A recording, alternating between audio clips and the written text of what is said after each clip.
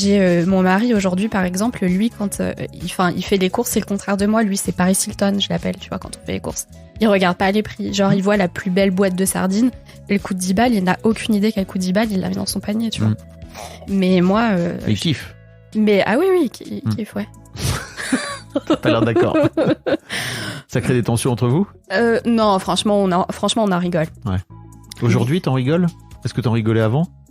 Non, ouais, depuis le début. Okay. Non, depuis le début, j'en rigole toujours. Non, parce que si t'as un rapport tendu à l'argent, ça peut créer une vraie tension chez toi, quoi, tu vois. Non, mais disons que je fais un trick-count, quoi. Tu fais un trick-count ? Bah oui. Avec ton mari ? Bah oui. C'est-à-dire ? Bon, on n'a pas de compte joint. Ok. Et quand on fait les courses, je regarde les trucs qu'il a achetés et que moi je mangerai pas, et du coup on divise. Quoi ? Bah c'est oui. incroyable. Exécuté par qui ? Fabrice Florent. Bonsoir, bonjour, bon après-midi à toutes et à tous et bienvenue dans ce nouvel épisode d'Histoire d'argent. Chaque mardi et chaque vendredi à partir de 6h du matin, on discute avec mes invités de leur rapport à l'argent. Comment le perçoivent-ils ? Comment ils le gagnent ? Comment ils le dépensent ? Comment ils l'appréhendent tout simplement ? Alors je suis Fabrice Florent et mon métier c'est de faire parler les gens. Je fais parler de mes invités de leur intime parce que je suis convaincu que l'intime est bien plus universel qu'on ne le pense. Vous verrez, vous vous reconnaîtrez peut-être dans les histoires des gens qui parlent dans mon micro alors qu'ils racontent leur histoire. Je fais donc parler des gens plutôt dans des podcasts de conversation sur divers sujets. Des pères de paternité, des mères de maternité, des célébrités de leur parcours vers le succès, des hommes de masculinité et aussi bien sûr des gens de leur rapport à l'argent. Je fais aussi un talk show avec ma partenaire Mimi Hegel qui s'appelle le Fab et Mimi Show. Bref, vous retrouverez tous les liens dans les notes de cet épisode si vous voulez découvrir ces autres podcasts. Et d'ailleurs, si vous découvrez mes podcasts, je fais pas mal d'autres choses. Allez donc voir ça sur mon site internet fabflorent.com, fabflorent.com. Si mes podcasts et mon travail vous aident d'une manière ou d'une autre, alors vous pouvez m'aider en retour en m'envoyant un don en argent sonnant et trébuchant avec votre carte bleue ou alors en vous abonnant à mon Patreon à partir de 5€ par mois. Vous trouverez les liens dans les notes de cet épisode, merci d'avance, c'est très cool. Enfin, si vous aimez le podcast, vous pouvez vous y abonner, mettre un chouette commentaire et 5 étoiles au podcast sur votre appli de podcast préféré, en particulier si vous écoutez sur Apple Podcast ou Spotify, et surtout, partagez cet épisode et ce podcast autour de vous s'il vous a plu. Je suis sûr que vous connaissez des gens que mon travail pourrait intéresser. Vous pourrez également venir commenter avec mes auditrices et mes auditeurs chaque épisode directement sur mon Discord. Je vous invite à aller découvrir Discord, c'est un petit logiciel génial qu'il faut installer sur son téléphone ou sur votre ordinateur. En fait, vous pouvez me suivre sur les différentes plateformes et réseaux sociaux et trouver toutes les infos pour me contacter dans les notes de cet épisode. Merci d'avance et bonne écoute. Ah, Lucie, bienvenue. Merci. Pourquoi merci ? Parce que tu m'as accueilli chez toi et je suis trop contente de parler avec toi. Avec grand plaisir. Tu m'as envoyé à Lucie un mail, ça fait... En vrai, on s'est rencontrés il y a plus de 10 piges. Il y a 13-14 ans. T'as été l'une des premières salariées de Mademoiselle, en fait, à l'époque, il y a fort longtemps. Ouais. Et tu m'as envoyé un mail adorable pour me dire merci pour tout, le podcast, etc. Je sais même pas si tu te souviens de moi et tout. Bien sûr, je me souviens de toi. On a quand même bossé pendant 1 an ensemble. Ouais. C'est quand même bizarre. Et tu m'as expliqué que toi-même... Alors, c'est très bizarre parce que tu m'as expliqué une anecdote par rapport au boulot et la raison pour laquelle on s'est séparés, pas en très bons termes, je crois, à l'époque, hein, et notamment pour des raisons... D'argent. Bah dis donc, comme c'est très bizarre. L'histoire de ma vie. Spéciale dédicace aux gens qui ont écouté ton podcast sur ton histoire. Ouais. Voilà. Je crois que je donne un peu les grandes lignes de à quel point j'étais stressé comme ça et tendu. Ouais. Et en disant que toi-même, t'étais toi-même aussi stressé et tendu par rapport à l'argent. Donc, bah oui, bien sûr. Un salarié et un patron stressé par rapport à l'argent, ça fait des étincelles. Ça donne pas des bons trucs. Ouais. Et alors, je sais pas si tu auras envie d'en parler ou pas, mais tu m'as raconté une anecdote dont j'avais complètement oublié l'existence. Là, pour le coup, t'en parlera après. Mais ça me fait trop plaisir que tu sois là et que tu viennes me parler de ton rapport à l'argent. Qu'est-ce qui fait que est-ce que déjà tu t'écoutais mes autres podcasts avant ou juste t'as découvert mes podcasts par Histoire d'argent ? Eh ben ouais, j'ai découvert par celui-ci. Ok. Mais je pense que c'est le destin. Hein. C'est le destin. Bah ouais, il doit y avoir. Parce que ouais, je sais pas, mais en vrai, j'en ai écouté certains de Histoire de succès, de Histoire de daron aussi. Mais vraiment, Histoire d'argent, c'est mon préf et je le saigne, quoi. Vraiment, je l'écoute tout le temps. Et pourquoi? Genre là, j'ai fait Paris-Nice, j'ai fait 6 heures de train, j'ai écouté 6 heures d'épisodes que j'avais pas écoutés, tu vois. Ah ouais. D'ailleurs, la V2 avec Christian Junot, tellement bien. Tu veux dire la suite Ouais. de... Oui. Tellement bien. J'ai trop aimé On va cet faire une épisode. V3 avec Christian. Ah, trop bien. Bah franchement, en plus, j'adore écouter les Suisses parler. Ah oui, à cause de l'accent. Ouais, c'est un gros kiff, j'adore. Mais vraiment super intéressant, j'ai trop aimé. Bah, c'est cool. Christian Junot, donc pour celles et ceux qui l'ont pas, qui écoutent pour la première fois, c'est un épisode auquel je fais référence très régulièrement, qui est en gros le tout premier épisode d'Histoire d'argent, parce que Christian fait, en gros, il est spécialiste de la relation à l'argent depuis des années, et c'est vraiment globalement le travail qu'il fait a vachement inspiré mon travail, au point où je me suis formé avec lui, et désormais je suis spécialiste de la relation à l'argent. Ouais. Bref. Qu'est-ce qui fait que ce podcast, tu le saignes, comme tu dis? Franchement, je sais pas, mais ça me passionne d'écouter les histoires d'argent des gens et les différences énormes qu'il y a entre telle et telle personne. En fait, on a tous et toutes un rapport vraiment spécial et dans des nuances incroyables. Et du coup, ça fait découvrir un panel de trucs. Moi, vraiment, il y a des choses qui sont tellement éloignées de ma vision de l'argent que je les découvre en écoutant ce podcast et je me dis, what, ça existe, des gens comme ça. Et franchement, ça enrichit ce que tu penses, quoi. C'est trop bien. Ouais, c'est cool. Hein. Grosse ouverture, c'est vraiment trop intéressant. Bon, bah, trop cool. C'est exactement à ça que ça sert. À mon sens, les podcasts. Et surtout, en fait, les interviews un peu longues, parce que ça te permet de pouvoir pas simplement comprendre ce que les gens sont en train de penser, mais surtout comment ils en viennent à penser comme ça, en fait. Ça vient amener... Toi-même, t'as une relation à l'argent. Bah ouais, bien sûr. Dont tu viens parler. Ouais. Allez.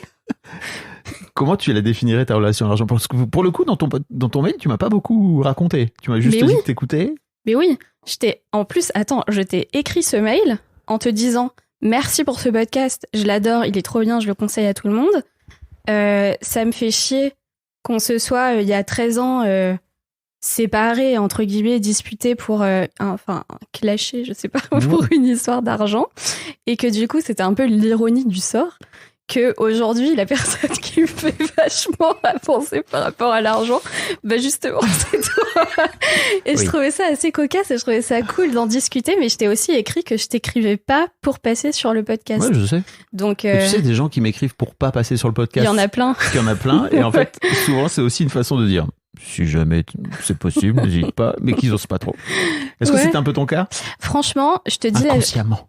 Je te dis la vérité, j'ai eu toujours très très peur de faire des podcasts. On m'en a proposé plusieurs ces 2-3 dernières années et j'ai refusé toutes les propositions. Okay. Donc c'était pas... Pourquoi? Parce que j'ai peur, je pense que c'est un peu un truc de contrôle, MDR, de me dire que c'est pas moi qui fais le montage, que c'est pas moi qui héberge le truc, et que du coup, si un jour je suis plus d'accord avec un truc que j'ai dit, qu'il y a un truc qui reste sur Internet que je peux pas effacer. Ça va loin peut-être. Non, c'est très compréhensible. Le fameux droit à l'oubli, là. Mais oui, ok, je comprends. Alors que je partage beaucoup de choses sur les réseaux. Mais c'est chez toi. Mais c'est chez moi, et les vidéos YouTube, c'est moi qui fais le montage, et c'est vraiment... T'as la main dessus. Voilà, c'est ça. Le contrôle. Ouais. T'as la sensation que t'as un peu le même rapport à l'argent à base de contrôle, ou... Peut-être. C'est quoi ton rapport à l'argent? En fait, si je te dis argent, bon, on va rentrer dans l'interview, mais en gros, si je te dis argent, qu'est-ce que ça te renvoie? Alors, évidemment, j'ai beaucoup réfléchi à cette question. Et c'est un peu... un truc qui va pas trop ensemble. Mais je dirais un peu la zénitude, tu vois, le calme. Le fait de me dire que en fait, je suis cool. Enfin, je suis chill, en fait, dans un peu toutes les situations, si j'ai de l'argent. Ok. Voilà, argent égale chill, pour moi. Voilà. Paradoxalement... J'ai l'impression que c'est pas aussi simple que ça, mais oui. Voilà, paradoxalement, pour ce qui est d'en gagner, je suis pas chill du tout. Donc voilà. Tu veux dire que quand il s'agit d'aller chercher de l'argent pour toi, c'est plus complexe. Pas forcément d'aller le chercher. Ça, j'y arrive beaucoup mieux, bizarrement, depuis que je suis à mon compte. Ouais, on va en parler. Que quand j'étais salariée. Mm. Mais... Alors, ça veut dire quoi ? Quand il s'agit d'en gagner, c'est plus complexe. Ou plutôt de le gérer, de le garder, etc. C'est un petit peu plus ça. C'est pas pareil. Parce que gagner de l'argent, c'est une chose. Oui, c'est une Réussir chose. à le garder ou à le gagner ou à le gérer, c'est pas la même chose. Après, je pense que j'aurais très peur de pas en gagner, tu vois. Donc, Ok. ça se recoupe un peu.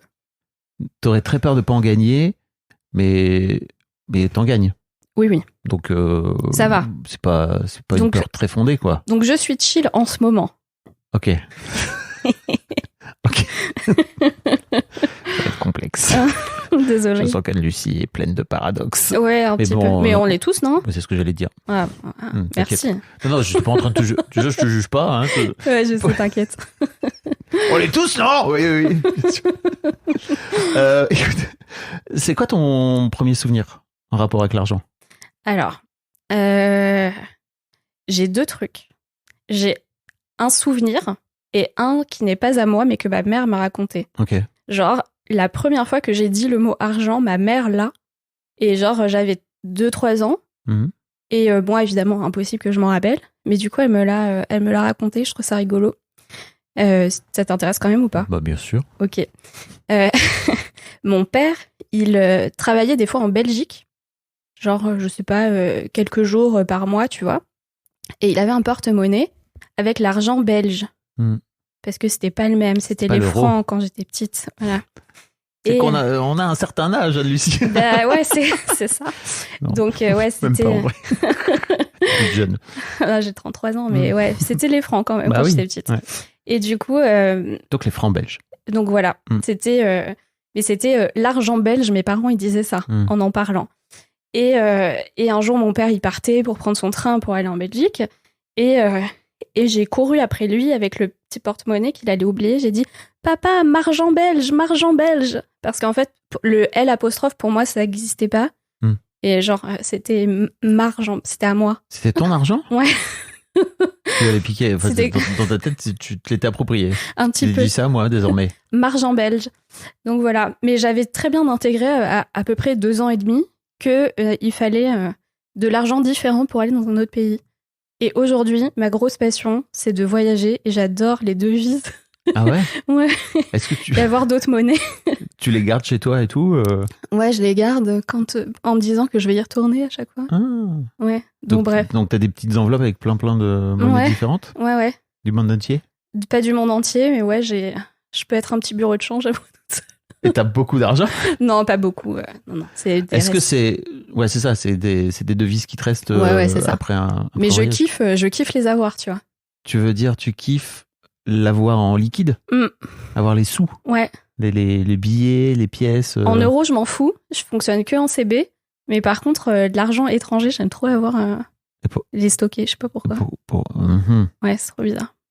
Parce que on peut pas l'utiliser ici, donc on peut pas te le piquer, ou il y a un truc comme ça ? Ah, maybe, peut-être. Non, j'en sais rien. Ouais. Ou peut-être c'est une promesse, tu vois, de partir. D'y retourner ? Ouais, peut-être. Intéressant. Bon, voilà. Ok. Et donc ton autre souvenir qui t'appartient pour le coup ? Qui m'appartient, qui était pas vraiment... En fait, j'en ai été spectatrice plus que actrice, mais c'est vraiment un truc qui m'a marquée. Mais j'étais pas si petite, j'avais 9 ans, je pense. On était en train de marcher à la mer avec ma mère et mes frères. Et il y avait vachement de vent. Et ma mère, elle avait des billets dans sa poche. Et il y a 2 billets qui se sont envolés. Et ma mère ne s'en est pas rendue compte. Et mon frère, oui. Et en fait, il y avait un billet de 20 € et un billet de 10. Et mon frère, il a ramassé le billet de 10. Et moi, j'ai rien fait. Genre, j'ai pas osé. Et en fait, mon frère est allé voir ma mère et il lui a dit « Maman, regarde, j'ai trouvé 10 €. » Et donc, ma mère a dit « Ah, mais c'est mon billet, je l'ai perdu » puisqu'elle a mis sa main dans ses poches et qu'il n'y avait plus rien. Et elle lui a dit « Mais il n'y avait pas un autre billet ?» Il a dit « Ouais, mais bon, j'en avais pas besoin. » Oh, waouh. Ouais. Il a ramassé un billet sur les 2 ? Ouais. Et le l'autre, plus petit en plus. Et l'autre, il l'a laissé aller. Et l'autre, il l'a laissé sur la plage s'envoler. Bon, c'est pas un souvenir qui t'appartient. C'est pas un souvenir qui m'appartient, mais enfin. Qu'est-ce que t'en as... Mais moi, j'ai pas ramassé non plus, tu vois. Bah oui. Mais pourquoi? Tu sais pas? Non, T'avais l'impression que ça t'appartenait pas? peut-être. J'ai pas osé, alors que je savais que c'était à ma mère. Et j'aurais pu lui rendre, tu vois. Mais mon frère, lui, il l'a pris vraiment dans le but de s'acheter un chair de poule, tu vois. Mais en fait, quand il va le voir et qu'il lui dit maman, j'ai trouvé 10 balles, c'est pas pour pour lui rendre. Ah non, c'est genre... C'est genre pour l'arnaque. C'est un genre... peu... Non, je sais pas si lui-même, il était plus petit que moi, donc je sais pas si lui-même, il avait capté que c'était à ma mère. Ok. Mais genre, Et maman, toi, t'avais regarde. capté que c'était à ta mère. Ouais. Ok. Et tu t'es pas donné l'autorisation d'aller le ramasser. Non. Ok. Et cet argent est perdu? Bah du coup, ouais. Ah ouais. Ouais. Ok. C'est bizarre comme souvenir. C'est... Ouais. Non, c'est pas bizarre dans l'absolu, c'est juste... c'est étonnant que tu t'as essayé d'analyser un petit peu pourquoi t'es pas allé ramasser cet argent avec le recul, là, maintenant que t'écoutes le podcast et tout, tu vois. Ouais. Bah, je sais pas, peut-être un truc de petite fille, de dire c'est pas à moi, d'avoir super peur de, je sais pas, voler quelqu'un, fouiller dans les poches, piquer de l'argent aux parents, tu vois, un truc un peu comme ça. C'est un truc avec lequel t'étais pas à l'aise, parce qu'il y a plein de gens, en fait, si t'écoutes le podcast, il y a des gens qui piquaient de l'argent. Ouais. Moi, le premier, je piquais de l'argent à ma daronne. Ouais. Non, moi, ça me mettait... j'avais peur de ça. T'avais peur de prendre de l'argent? Ouais, je trouvais que c'était pas bien, tu vois. Okay. Mais j'avais vraiment un truc de petite fille modèle aussi, un peu quand j'étais petite et tout, donc... Il fallait être dans les règles et tout? Un peu, ouais. Okay. Ouais. C'est quoi c'était quoi le métier, ou c'est quoi le métier de tes parents? Alors, donc mon père, quand j'étais petite, bon, il était DRH, et ma mère, elle est prof de philo. Ok. Et aujourd'hui, ta mère est toujours prof? Yes. Ok. Ouais. Et mon père, il est toujours un peu dans le même domaine, quoi. Okay. Mais il a changé de il groupe et tout. Il est à son compte, ton père? Il est plus à son compte, mais c'est là tout le nœud de tout, je pense, ton c'est le papa. Il bossait dans un très gros groupe quand j'étais petite. Et la boîte s'est fait racheter par une encore plus grosse boîte. Et du coup, après, il est parti. Et il s'est mis à son compte. Et ça a été un peu un fiasco. Ok. Et ensuite, il s'est remis dans une autre boîte. Ok. Et en gros, il a tenté une aventure entrepreneuriale qui n'a pas marché. Ouais. Et il s'est resalarié après. C'est ça. Ok. Et moi, j'ai vraiment entendu toute ma vie qu'il fallait surtout pas se mettre à son compte, quoi. Ah ouais? Ouais. Donc, il avait quel âge quand il a tenté cette aventure de boîte-là? Je sais pas, toi, t'avais 40. Il avait 40, moi j'avais peut-être que je dis des conneries, entre 40 et 50. Ok. Ouais, et moi j'avais entre 10 et 20, quoi. Voilà. Et ouais, c'était la merde, il avait même une barbe et tout, quoi.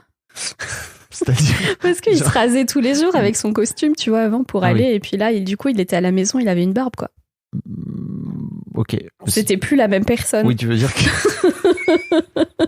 il était un peu en dépression et tout, c'était compliqué pour lui en termes de santé mentale? Ça a été super compliqué pour lui, je pense. Ok. Ouais.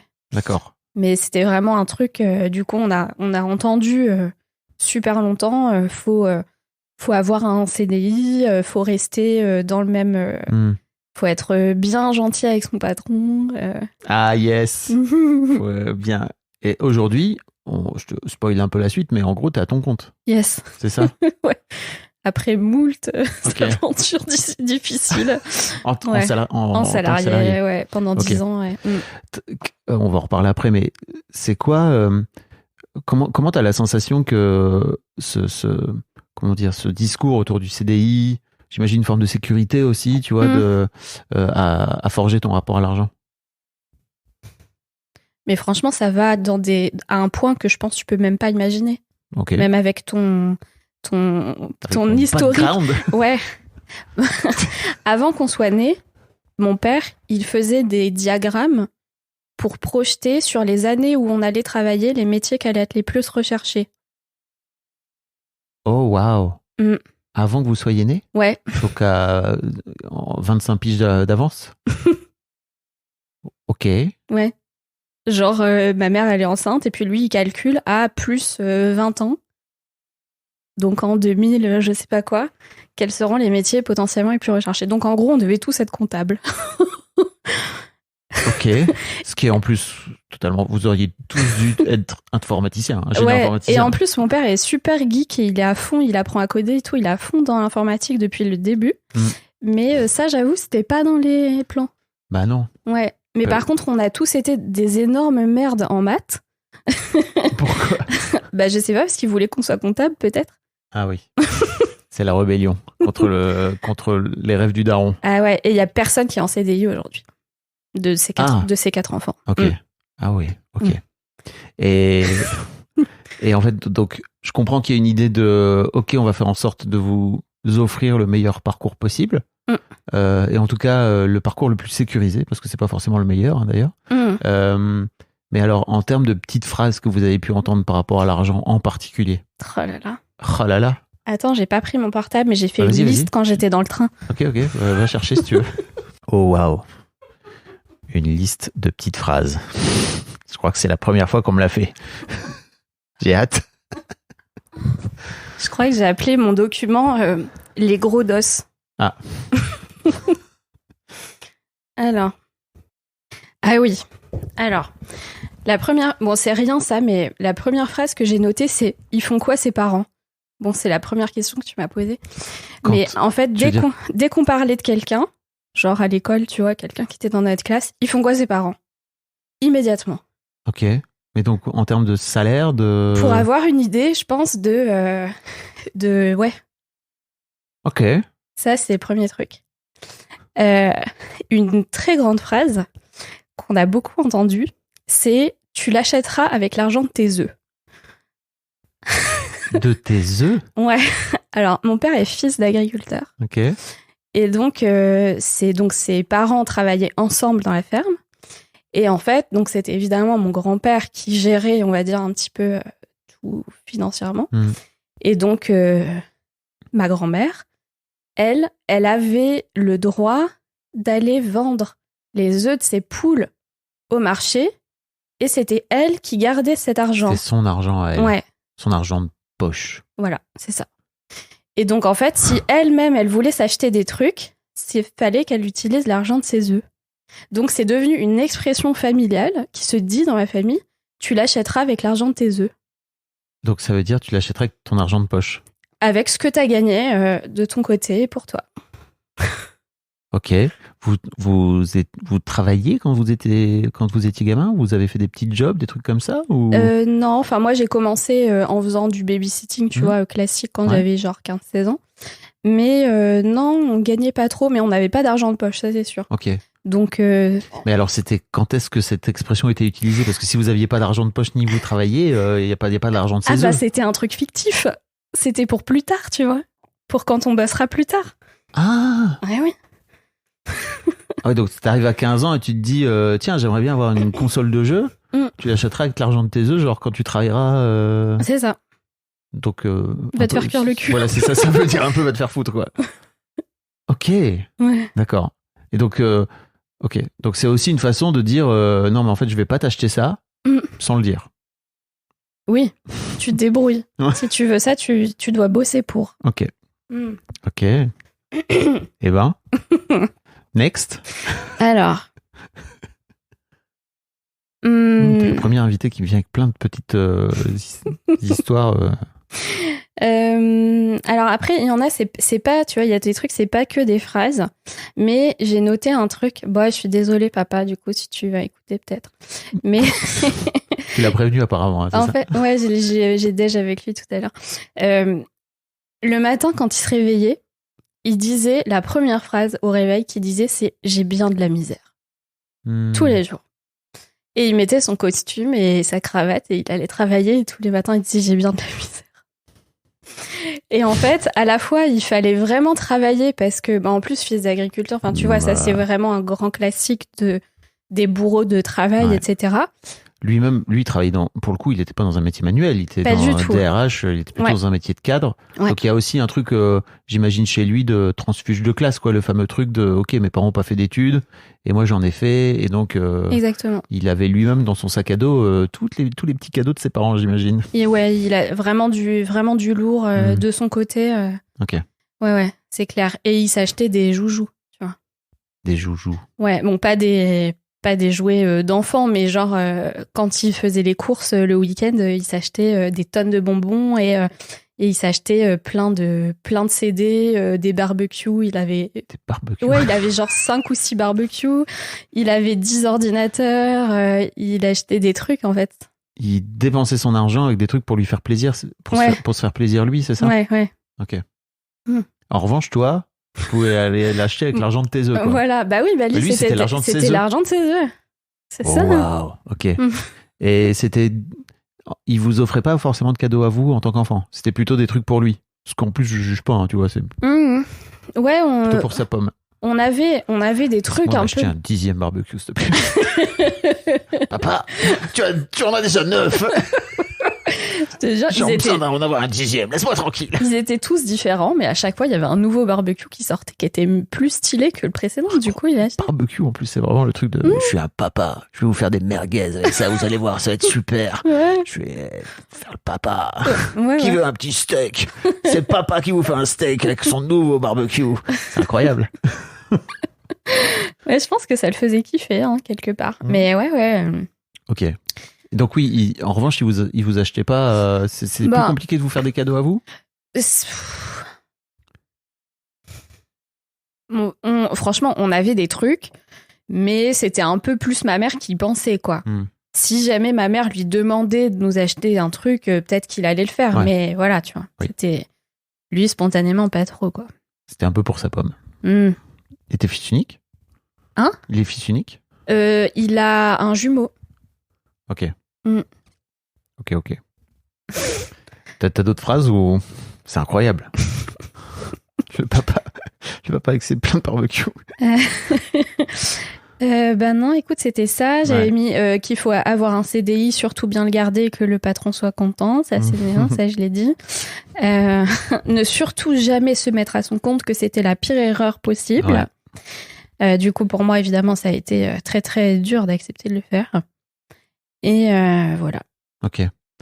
Et ta mère, dans tout ça? Et ma mère, j'ai noté, ma mère, 2 points.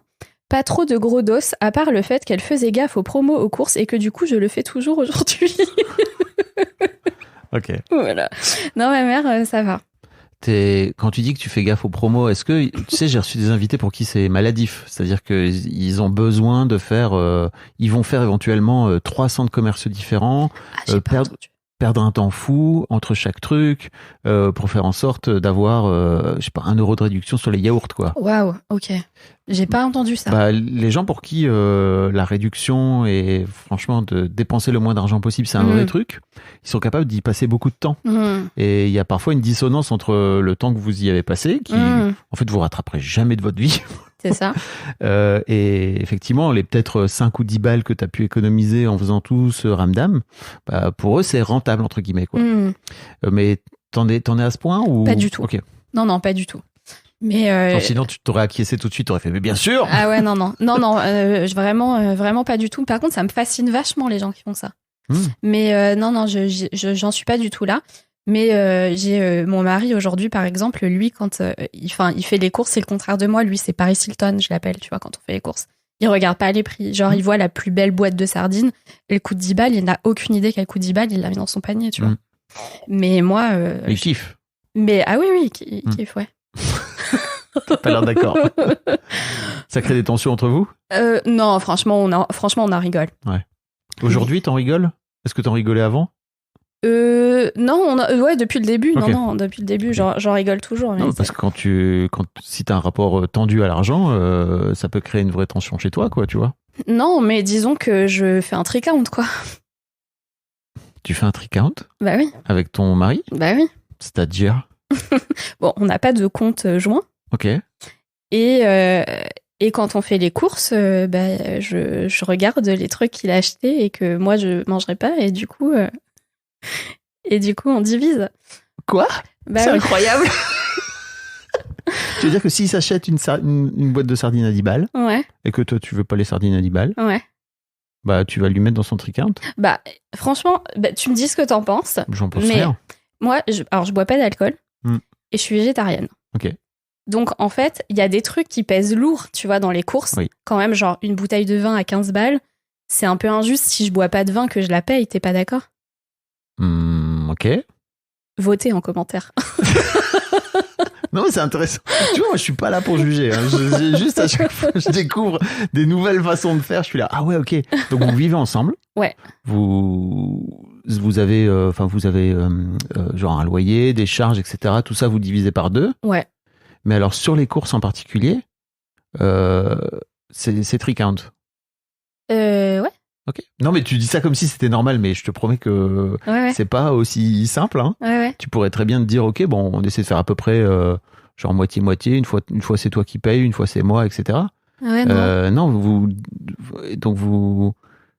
Ah, ça m'amène des milliers de questions. C'est-à-dire que. Non, mais tu vois, à partir du moment où tu fais un tricount, je me dis, bah, autant tout passer dans le tricount. Pourquoi Ah oui, que on les passe. courses? Non, on passe tout dedans, ouais. Ah, ok. Ouais. Genre, c'est moi qui paye le loyer, je le mets dedans. C'est lui qui paye EDF, il met dedans. Et tu vois, on fait Ok. tout notre, toute Donc vous êtes notre un couple compta. tricount. Ouais. Ok. Mais c'est vrai que des fois, pour les courses, je lui dis, putain, t'abuses d'acheter ce truc à 1000 balles. Ok, bah, c'est que pour moi. À D'accord. 1000 balles? Ouais, c'est moi qui exagère. Ah oui. Des sardines à 1000 balles. All right. Et donc il dit c'est que pour moi, et donc tu le mets dans le tricount. Ouais. Incroyable. Je découvre. Ça fait pitié un peu, non? Bah. Non, parce qu'en fait, c'est un peu jugeant, je crois, quand tu dis ça. Ouais. C'est pas que ça fait pitié, c'est juste, c'est intéressant parce qu'il y a un côté. Mais après, je comprends hein, si t'es dans un truc de partage équilibré, tu vois. Mais ça veut dire aussi qu'il y a un côté où bah, vous êtes un couple, vous partagez plein de trucs, mais il y a certains trucs que tu veux pas partager. Bah. Ouais, je trouve pas très logique, quoi. Ouais. Non, mais je comprends. Hein. Mais tu vois, pour moi, c'est aussi ça, comment dire, l'essence d'un couple, en fait. Tu vois, c'est que bah, on est deux personnes différentes et que bah, j'imagine qu'il fait des trucs que toi, tu là, ça m'intéresse pas, tu vois, et que à l'inverse, tu peux faire des trucs qui. Mais tu vois, c'est marrant quand ça revienne à l'argent, de venir dire, ok, bah, on va tenir la compta, quoi, tu vois. Ouais. Alors que finalement, un couple pour moi, c'est bah, deux entités, deux personnes totalement différentes qui en forment une troisième, quoi, tu vois. Et puis on essaie de voir comment ça marche. Mais c'est trop intéressant que, en tout cas sur l'argent, il y a d'autres choses sur lesquelles vous faites comme ça. Non, franchement, genre vous gardez la compta entre guillemets. Non, vraiment, c'est juste les courses. Mais je pense que c'est aussi des trucs de lui avec sa famille et moi avec la mienne, et ça fait un. On n'a vraiment pas eu la même enfance du tout, quoi. Ouais. Il a un rapport plus détendu à l'argent? Non, enfin, en fait, lui, bon, bah, alors je sais pas s'il acceptera que je. Oui, on enlèvera si. Mais en fait, lui, il est tunisien. Il n'est pas d'origine tunisienne. Il a vécu jusqu'à ses 27 ans en Tunisie. Et il vient pas d'une famille qui roule sur l'or du tout. Et en fait, son père, il achetait toujours le truc le moins cher possible, quoi. Et c'était vraiment tout un truc. Et lui, ça l'a toujours saoulé. Et il s'est dit, quand je serai grand et que j'aurai de l'argent, et je regarderai jamais le prix de ce que j'achète. Voilà. Pas de bol, il s'est mis avec une meuf qui va lui dire, bien voilà. Après, moi, c'est dans le tricount. J'achète pas le truc le moins cher possible, mais j'avoue que des fois, je trouve ça un peu abusé, quoi. Et ok, c'est trop intéressant. Et en fait, est-ce que tu peux entendre que pour lui, c'est une forme de liberté et tu vois, de temps en temps, je parle de vie riche, tu vois, dans ce podcast. Je trouve ça. Pour le coup, lui, c'est sa vie riche. Exactement, quoi. C'est exactement ça. Ok. Ouais. Mais lui, pour le coup, c'est son kiff à lui, mais tu te dis, ok, c'est ton kiff, mais moi, ça l'est pas. Donc, ok. C'est intéressant. C'est quoi ta vie riche à toi? Pour les gens qui l'ont pas, la vie riche, c'est vraiment ce truc de, ok, c'est quoi le truc sur lequel vous dépensez de l'argent? Vous pourriez dépenser de l'argent, peut-être que vous le faites pas, mais vous pourriez dépenser de l'argent de façon éhontée, mais en même temps, ça vous fait un kiff tellement incroyable que c'est cool, quoi. Moi, c'est les voyages, à fond. Ok. Vraiment. Je suis obsédée par l'Asie et le Japon, notamment, qui est super cher. Et je regarde pas trop à la dépense sur les voyages parce que c'est un très gros kiff pour moi. Ok, d'accord. Et ma vie rêvée de ouf, vraiment, ce serait de pouvoir vivre, tu vois, un peu en itinérance, entre guillemets. Genre, digital nomade. pas spécialement digital nomade, mais tu vois, se dire que je passe 3 ans dans tel pays, 3 ans dans un autre, etc. Ça me ferait vraiment super kiffer. Mais lui, c'est pas du tout son truc. Donc, voilà. Et donc, oui, vous avez du mal à vous retrouver là-dessus, pour le coup. Sur la vie riche, j'avoue qu'on n'a pas la même... Ok. Et alors que lui, c'est très quotidien. Voilà. Ah oui, c'est plutôt dans... Voilà. Ok. Lui, c'est vraiment, tu vois, dans juste les sardines. Je m'en bats les couilles. Les sardines. Je prends la sardine que je veux. C'est ça. En plus, les Tunisiens et les sardines, c'est un grand truc, quoi. Si tu le dis, je te crois.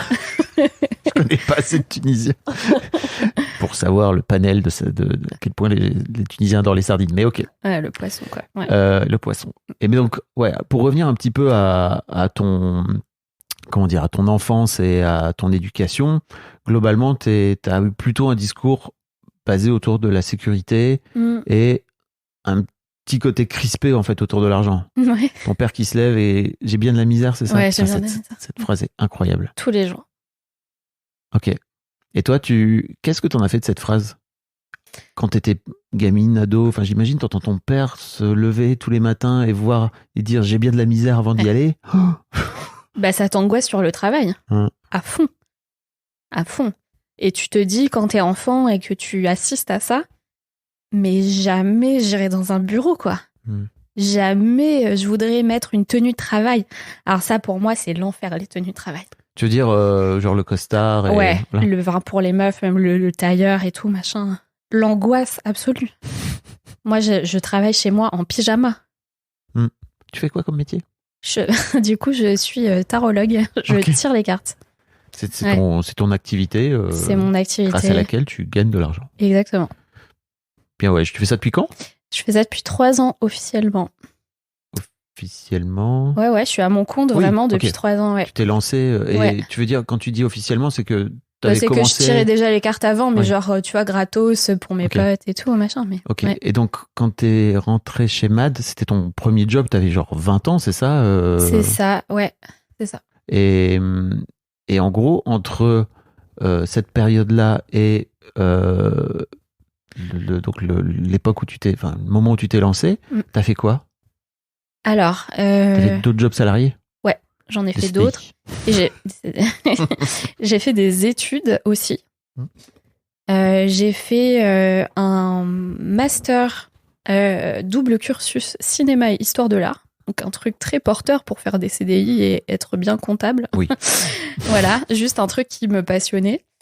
Et j'ai été attachée de presse dans une boîte de mode. Voilà. C'était horrible. Ça m'a vraiment super dégoûtée du taf. Et tu veux dire, c'était un peu le diable s'habille en Prada, c'est ça le cliché exactement. de ce film-là où... Exactement. Les meufs, quand tu rentres, qui te regardent tête aux pieds comme ça et qui pouffent de rire. Horrible. Une bonne culture cool. Affreux. Et du coup, quand de base, t'as pas envie d'aller bosser dans un bureau, parce que en vrai, chez MAD, j'avais pas bossé dans un bureau. Bah non.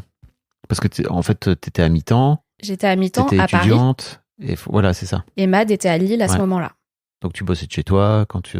C'est ça. C'était bien avant le Covid, hein, mais on faisait déjà un peu de télétravail. Ah, on était les grands précurseurs du télétravail. Mais ouais. Et moi, j'aimais beaucoup bosser comme ça, tu vois. Ça m'allait très bien, ce truc. Et donc voilà, donc déjà, t'as une peur d'aller le matin, prendre le métro, dans un bureau, l'angoisse absolue. Et en plus, tu tombes sur des espèces de pestes horribles. Enfin, voilà. Donc ça m'a un peu fait mal. Donc c'est après que j'ai fait le master, les études, etc. En me disant, je vais être prof à la fac. Je vais faire une thèse. Et comme ça, j'irai pas bosser dans un bureau. Voilà. Comme maman un peu? Voilà, par exemple. Et il y avait une forme de sérénité. Enfin, ta mère dégageait une forme de sérénité par rapport à son travail, parce qu'on a beaucoup parlé de ton père et j'ai bien de la misère, mais ta daronne, c'était quoi son rapport au travail? Et ben ouais, écoute, ma mère, alors aujourd'hui, déjà c'est sûr qu'elle écoutera cet épisode, donc coucou maman. Coucou madame. Mais alors ma mère, quand j'étais petite, ça allait. Déjà, elle avait 4 enfants, donc elle n'était pas à plein temps. Et c'était pas du tout la même chose qu'aujourd'hui. Et j'imagine que tu sais qu'aujourd'hui, la situation des profs, c'est horrible. Bah oui, globalement. Ouais. Mais genre, c'est vraiment de pire en pire avec les trucs Les Parcoursup. profs, vous êtes des machin. héros, hein, on Ouais, peut ouais. le dire, je crois. Ouais. Merci. Mais ma mère, elle a vraiment un truc... du coup, elle a une situation vraiment pourrie, c'est qu'elle est prof de philo. Donc, ça demande énormément de taf, de correction. Et donc, elle est prof que en terminale. Et du coup, c'est les bacs. Donc, en fait, elle a beaucoup de boulot qui est lié au bac, aux trucs de Parcoursup, etc. Et en fait, avec tous les trucs de digitalisation, machin, ça lui a doublé son taf. Et donc, en fait, plus ça va, plus ma mère est mal dans son taf. Mais quand j'étais petite, ça allait. Mais alors, quand tu dis digitalisation, ça veut dire quoi? Ça veut dire... Tu sais, les saisies des notes en ligne, énormément de comptes rendus à mettre en ligne pour que tout le monde puisse accéder, machin. Des choses qu'elle avait pas du tout à faire avant. Bah oui. Et ça change Il n'y tout. avait pas le NT. Et ouais, et ils sont pas payés plus du tout. Donc, oui. Voilà. Même donc, si j'ai bien compris, là, avec les différents contrats qu'il peut y avoir au niveau des profs, là, depuis la rentrée, il y a moyen de... Pour les jeunes profs qui arrivent aujourd'hui. Ouais, mais pour les anciens, je crois qu'il y a aussi un truc où il y a moyen de... Mais bon, faut signer un peu un pacte avec le diable, si j'ai bien compris. Peut-être. Et c'est potentiellement un peu ridicule aussi, éventuellement, ce qui est proposé. En termes de sous. Ouais. Oui, bien sûr. Je veux dire, Voilà. non plus, on va pas non plus bien les payer. Hein. Faudrait pas déconner, quoi. Ouais. C'est pas très utile. Non. Comme les gens qui travaillent dans la santé et tout. Oh là là. Ouais. Pas tant besoin que ça de l'éducation. Attention pour la team Pomme et Degré, tout ceci est une vanne. Voilà. Donc ta mère avait plutôt un rapport assez détendu, en tout cas quand tu étais jeune. Oui, avec son travail, elle aimait bien et tout. Ouais. Et aujourd'hui, c'est plus complexe. Aujourd'hui, c'est plus complexe. Okay. Oui. Ouais. Et donc tu as voulu devenir prof, mais finalement, ça s'est pas fait. Et en fait, je voulais pas tant que ça être prof pour être prof. Je voulais être prof pour faire de la recherche, en fait. Mais bon, il s'avère que pour gagner de l'argent, quand tu fais de la recherche, à moins d'être une superstar, faut être prof, quoi. Ok. C'était ça que je voulais faire. D'accord. Et au final, je voulais... Alors ça, c'est aussi un truc intéressant. J'y ai pas beaucoup pensé. Mais donc, tu sais, quand tu veux faire une thèse, tu peux avoir un contrat doctoral. Qui est donc un genre de contrat qui est fait entre toi et l'école, l'académie, qui fait que tu es payé pour écrire ta thèse. C'est pas... ça a une durée limitée à 3-4 ans, je crois, et c'est grosso modo le SMIC. Mais les places sont très limitées. Et les places sont extrêmement limitées, et surtout dans les matières que moi je visais, c'était genre... Les matières de saltimbanque, quoi. Un petit peu. C'était, en gros, t'avais une place sur 100, à peu près. Donc, un truc vraiment dur à avoir. Et donc, voilà. Et en fait, pour moi, c'était inenvisageable de faire une thèse sans contrat doctoral. Alors qu'il y a beaucoup, beaucoup de gens qui font ça. Mais pour moi, c'était impossible. Pourquoi tu voulais avoir la sécurité de ces 1 000 €, c'est ça? Il fallait, il fallait que je sois payée pour mon travail, quoi. Ok. Et je visualisais déjà aussi la galère de devoir me dire, écrire une thèse, c'est un énorme taf. Si en plus en vivant à Paris, si en plus il faut que je fasse des petits boulots à côté pour gagner vite fait de l'argent pour survivre et avoir à peine le temps d'écrire ma thèse à côté, c'est horrible. Mais j'ai des potes qui ont fait ça et qui ont fait des dépressions horribles. Et du coup, j'avais vraiment conscience de ça et je me disais, c'est absolument impossible que je galère et que je sois pas payée pour du taf, quoi. Donc, j'ai passé 2 fois les espèces de demandes, tu vois, pour avoir un contrat doctoral, et je l'ai pas eu 2 fois. Évidemment, il y avait tellement peu de place. Et la 2e fois, c'est pas passé loin, donc j'ai eu un sentiment d'injustice énorme, juste parce que au final, j'étais contre une meuf dont sa mère était pote avec un membre du jury, alors que mon dossier, il était excellent. Donc voilà. Et du coup, j'ai bien de la misère. J'ai bien de la misère, là pour le coup. Et du coup, j'ai fait une petite dépression pendant genre 6 mois peut-être, un peu. Parce que quand même, plusieurs années de taf pour rien, c'était un peu horrible. Mais je voulais pas lâcher. Et donc voilà. Et donc là, je me suis résignée à aller bosser dans un bureau, quoi. C'était horrible. Et j'ai atterri dans une start-up qui était un truc un peu tech. Et j'y suis restée 5 ans. Je suis arrivée dans la boîte, ils étaient 7. Et je suis partie, on était 30. Ok. Et du coup, j'étais vraiment dans les premières de la boîte. J'étais au comité de direction. Et j'ai fait genre 3-4 tafs différents. Ok.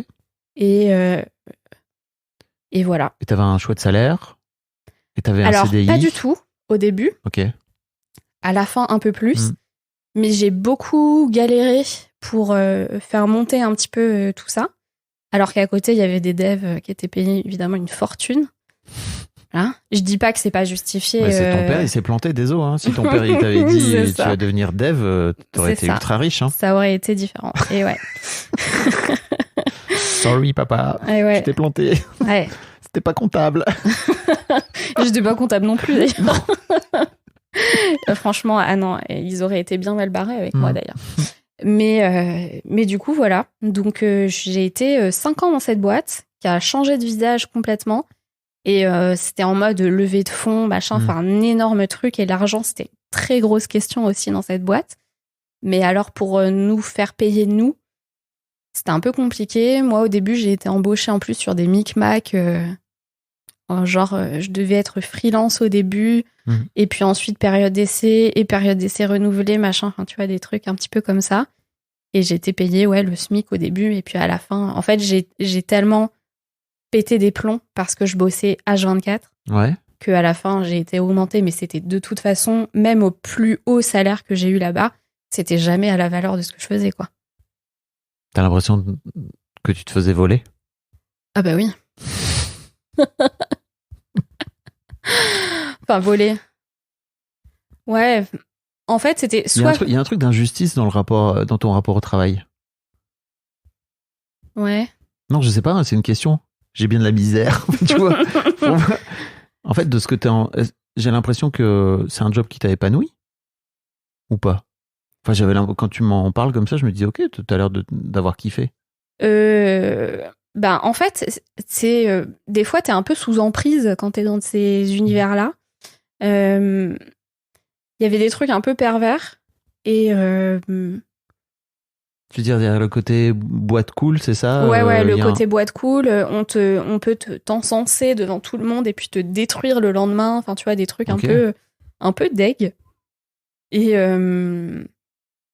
en vrai, ça m'a appris des trucs cool. Ça m'a appris aussi énormément à me dépasser dans le travail parce que je faisais des horaires vraiment de malade. Mais bon, c'était des années de ma vie que j'ai passé vraiment à rien faire d'autre que bosser, quoi. Ok. Donc, des fois, j'ai un peu un sentiment de est-ce que mes plus belles années de jeunesse valaient ça, tu vois? Ah, yes, ok. À ce point? Ouais. Ah bah oui. Non, mais je voyais pas mes potes, tu vois, je faisais vraiment des fois à 22h, je partais du taf, yes. quoi. Okay. Quand t'es pas payé, tu vois, des milliers d'essence, ça fait un peu yèche, quoi. Ok. Mais il y avait du sens pour toi? Ou alors juste t'étais... Dans ce taf? Ouais. Parce que tu vois, je me dis, ok, tu peux très bien ne pas être très bien payé, travailler beaucoup, mais te dire, ok, j'y trouve quand même quelque chose, quoi, tu vois. Alors, il y avait un peu de sens, mais c'était pas non plus, tu vois, le truc faramineux. À la fois, j'aimais vraiment mes collègues. Et ça, c'est un gros truc de start-up aussi, tu vois, de faire genre t'es une famille et tout, machin, pour te dissuader d'avoir envie de partir. Mais aussi, il y avait énormément de pression. Alors là, les phrases de mon père, j'ai fait une liste, puis j'aurais pu faire une liste des phrases de mes boss là-bas. Hein, je peux te dire, il fait froid dehors. Il fait froid dehors? Ah oui, il fait froid dehors, je peux te dire qu'on l'a entendu. Ça veut dire qu'en gros, t'es au chaud ici, c'est ça? C'est ça, ça veut dire que si tu sors, t'es la petite fille aux allumettes, quoi. Ah. Il fait froid dehors. Bah celle-là, je peux te dire qu'on l'a entendu. Okay. Bisous à toutes mes anciennes collègues qui écoutaient cet épisode, je suis sûre. Il fait froid dehors, ouais. Donc ça, c'était un peu une peur qu'on avait, et toutes, parce que j'étais vraiment pas la seule, de quitter ce truc, parce qu'en fait, ils nous disaient dans les espèces de meetings du lundi matin et tout, à quel point c'était la merde à l'extérieur, et que pour avoir un CDI, c'était pas possible. Et moi, spécialement, ils me disaient, mais derrière, tu te rends pas compte, je reçois 25 mails par jour pour ton poste, quoi.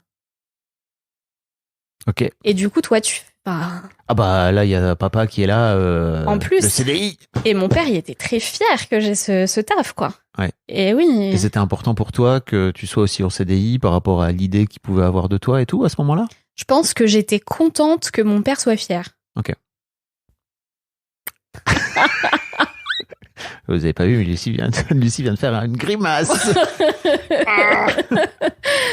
Bah ouais, non, mais c'est Ok. c'est vrai.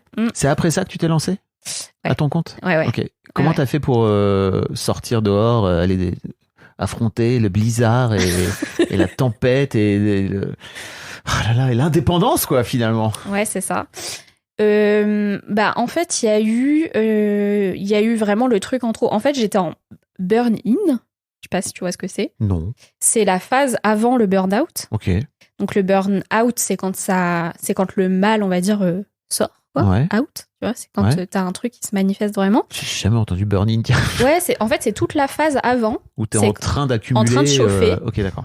Et moi, j'ai eu une phase de burn-in assez longue, du coup, qui a duré quelques années. Et en fait, j'étais de plus en plus malade. J'ai pas eu ce burn-out où ton corps, il te lâche et un jour, tu peux pas te lever, Oui. tu vois. C'était mon rêve que ça m'arrive. C'était mon plus grand rêve. Ton rêve? Ah oui, je voulais un... C'est-à-dire que t'étais consciente que t'étais en train de te cramer? Ah mais oui. Ah bah, tu me dis Et ça. au taf, je leur disais tout le temps. Ok. Et ils disaient toujours que je me plaignais pour rien.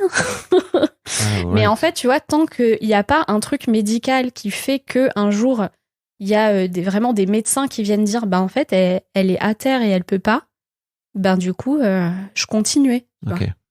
Mais enfin, je suis la fille de mon père aussi.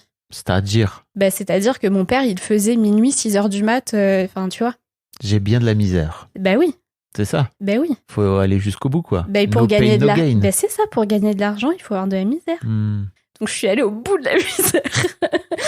et ouais, franchement, c'était un peu dur cette période. Ouais. Et, oh putain, ouais. C'est dur, en fait, quand t'as été élevé à il faut que tu baisses la tête et que tu fonces. Et en fait, t'as pas mal, machin, de sortir de là. Parce qu'en vrai, t'aurais pu aller voir n'importe quel toubib à ce moment-là et dire, en fait, je suis pas bien et je vais m'effondrer. Et c'est très possible que le toubib t'aurait pris au sérieux, quoi, tu vois. Ouais. Mais en fait, tu vois, j'avais ce truc. Alors évidemment, j'allais chez le médecin Parce souvent que t'étais malade. parce que J'imagine en fait, ton ouais, corps était en train de te dire. Ça va exactement. pas très bien. J'ai eu le Covid 5 fois. En plus, je suis asthmatique. Genre, c'est hyper grave, Oh, quoi. waouh. Ah non, mais c'est horrible. Et en fait, j'étais malade de plus en plus. J'ai eu mes dents de sagesse qui sont sorties à 30 ans, alors que personne n'a eu les dents de sagesse sorties dans la famille. Ah oui. Genre vraiment des trucs, genre ton corps, il te tabasse, il te dit, mais arrête quoi. Ouais. Ok. Donc vraiment des trucs. Et Donc, ce qui m'a décidé, en fait, il y a eu, on va dire, il y a eu un petit peu plusieurs étapes, mais j'ai fait un œdème de Coinc Ouais. dans un train avec mon mec, et aujourd'hui mon mari, il était en face de moi. C'était le jour de son anniv, il m'a vu me transformer en Elephant Man. Oui, t'as gonflé, quoi. Ouais, complètement, et la gorge et tout. Et T'avais mangé un truc. pas du tout. On était juste dans un train retour pour Paris. Et c'était juste, en fait, on a fait une batterie de tests avec des super allergologues et tout à Paris. En fait, c'était juste la peur de retourner à Paris et de retourner bosser. Oh, waouh. Et Et- ça, tu t'es pas arrêté. Ben là, du coup, si. Ok. En fait, c'est là que je leur ai dit. Ok. Alors, je me suis à moitié arrêtée. Je leur ai dit, il faut que je parte de Paris. Ah oui. Et malgré tout, garder le CDI. Voilà. Ok. Donc, en fait, je leur ai dit, je vais aller vivre à Nice. Donc, bien loin. Ouais. En me disant, parce que c'est vraiment une ville que je kiffe et tout. Mm. Et en me disant, bah, peut-être que ça va aller mieux. Et ils ont accepté. Mm. Alors qu'ils étaient vraiment très présentéisme et tout. Mm. Mais j'avais quand même un... C'était après le Covid pour le coup. Donc il y C'était avait après le un Covid. peu plus de télétravail. Ouais, mais ils réclamaient vraiment que les gens reviennent au taf, quoi. Ok. Et ils avaient même refait la déco du bureau et tout pour que les gens reviennent. Ben les couilles, frère, moi je préfère être dans mon lit. Et du coup, voilà, donc franchement, ils auraient été vraiment dans la merde si j'étais pas là. Mm. Donc, ils ont accepté. Mais j'ai tenu 6 mois à distance quand j'ai compris qu'à Nice, j'étais pas spécialement beaucoup mieux, quoi. Qu'en fait, le problème, c'était ça. Oui. C'était le travail. Voilà. Et donc, t'es sorti dehors. Et il faisait froid. Et tu t'es du lancé- coup, j'étais à tu t'es Nice, il faisait pas froid du tout. Yes. Ok, t'as réussi à te lancer. Et en fait, donc j'ai eu la chance, merci la France, comme dirait quelqu'un que je connais bien. Merci les ruptures conventionnelles. Parce que là, pour le coup, il y avait vraiment souffrance au travail. J'avais 2 avocates et plusieurs médecins derrière qui me faisaient des paplards et tout en disant Oui. il y a du sérieux Il là. faut s'arrêter. Il faut arrêter. Voilà. Donc j'ai eu une rupture co qui m'a beaucoup aidée parce que là, pour le coup, bon, c'est quand même pas un truc, c'est pas un CDI, mais t'as un filet quand même. Donc c'était acceptable, disons. Et en fait, j'ai juste eu une opportunité un peu géniale. Le premier jour de mon chômage, il y a une nana qui m'a repérée sur Insta, alors que j'étais suivie rien du tout, qui m'a dit j'ai une boîte d'événementiel et j'ai besoin de quelqu'un qui tire les cartes sur un gros festival de musique dans le sud. Est-ce que t'as envie de le faire? C'était mon premier jour de chômage. Oh, waouh. Ouais. Ah ouais, ok. Et du coup... C'était le moment de partir. Ah ouais. C'est marrant. C'était un bon alignement des choses, quoi. Et du coup, moi, j'avais jamais fait. Je m'étais jamais fait payer pour tirer les cartes. Je faisais ça gratos, tu vois, comme ça. Et donc là, tout de suite, c'était un truc non seulement où je devais faire payer mon hobby, mais en plus, en professionnel, et je devais faire une facture. Genre, direct. T'as pas eu besoin d'avoir toute cette phase où tu dois te légitimer en tant que professionnel et que, ok, donc il va falloir que je me fasse payer, c'est quoi mes tarifs, etc. Comment t'as fait pour trouver ton tarif? Elle t'a donné un budget, c'est ça? Direct? Non, en fait, c'était elle qui décidait. Okay. Parce que c'était un peu un truc en accord avec le festival, avec ce qu'elle faisait d'habitude et tout.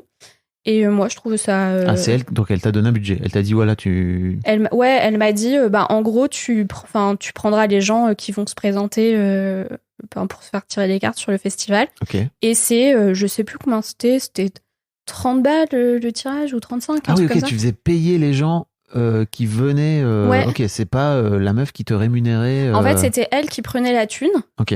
Genre, je dirais, allez, les gens, ils payaient 35. Elle se gardait 5 et elle me filait 30. D'accord. Voilà. Ah oui, donc elle avait... Ok. Donc elle a tout décidé. Donc en fait, moi, je me suis juste laissée. Mais par contre, j'ai eu 24 heures pour faire mon truc sur l'URSSAF et me faire imprimer des cartes de visite pour pouvoir les distribuer là-bas. Donc en 24 heures, j'ai été en mode Speedy Gonzales. Trop cool. Faire.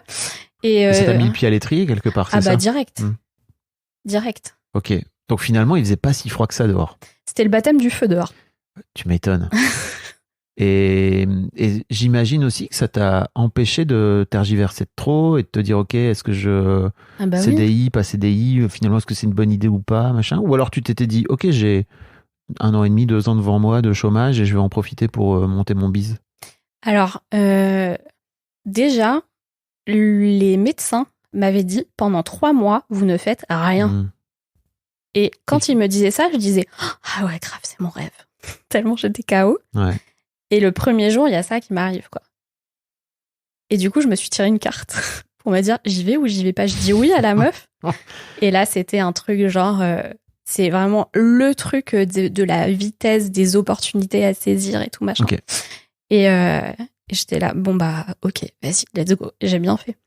Bah ouais, j'imagine. Ouais.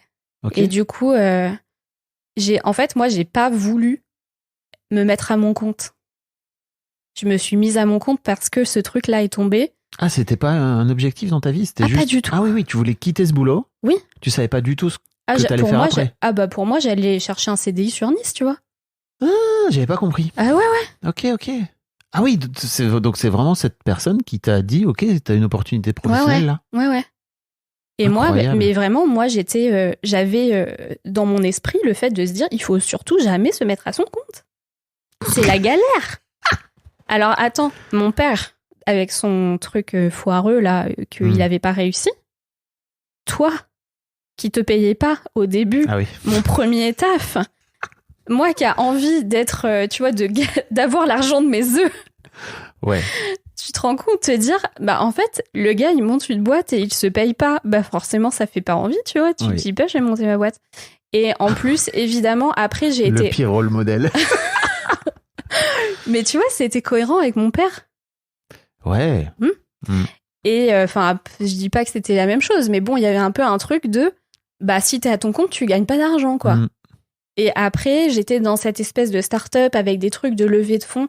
Mais franchement, mes deux, parce qu'ils étaient deux associés, les deux, ils étaient très riches. Pour le coup, eux, de base, ils auraient même pas eu besoin de taffer de leur vie, tu vois. Okay.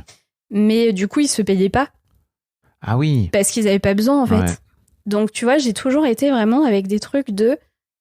T'es à ton compte, tu bosses pas, donc ça n'a jamais effleuré mon esprit. C'est pas t'es à ton compte, tu bosses pas. T'es à ton oui, compte, t'es à ton tu compte, bosses comme un damné. Tu bosses comme un taré et tu n'es pas payé. Exactement.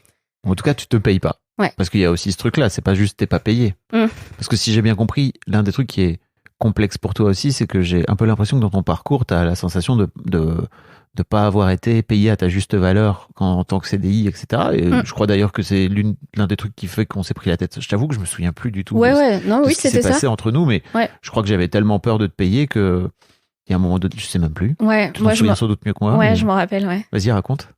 Bah, en fait, c'était... Donc, j'avais un CDD de 1 an. Et a priori, on allait le renouveler, puisque ça se passait bien. Ok. Et je sais plus. Tu te rappelles pas si tu voulais me garder? Il y avait. C'était il y a longtemps. Tu sais, c'était. En fait, il faut expliquer un peu aux gens, mais en gros, il y a vraiment eu 2 vies dans la vie de la boîte de Mademoiselle. C'est qu'il y a eu la vie avant Paris, et en gros entre 2005 et 2012 à peu près. Donc toi, t'étais dans cette période-là, t'étais 2010, 2010, hein, c'est ça? Ouais. Et en fait, pour moi, dans cette période de la boîte, ça n'était qu'une galère. Alors déjà, je faisais mes armes managériales et ça, c'était complexe. Et surtout, en fait, c'était très compliqué financièrement. La boîte, elle était hyper ric-rac en termes de sous, etc.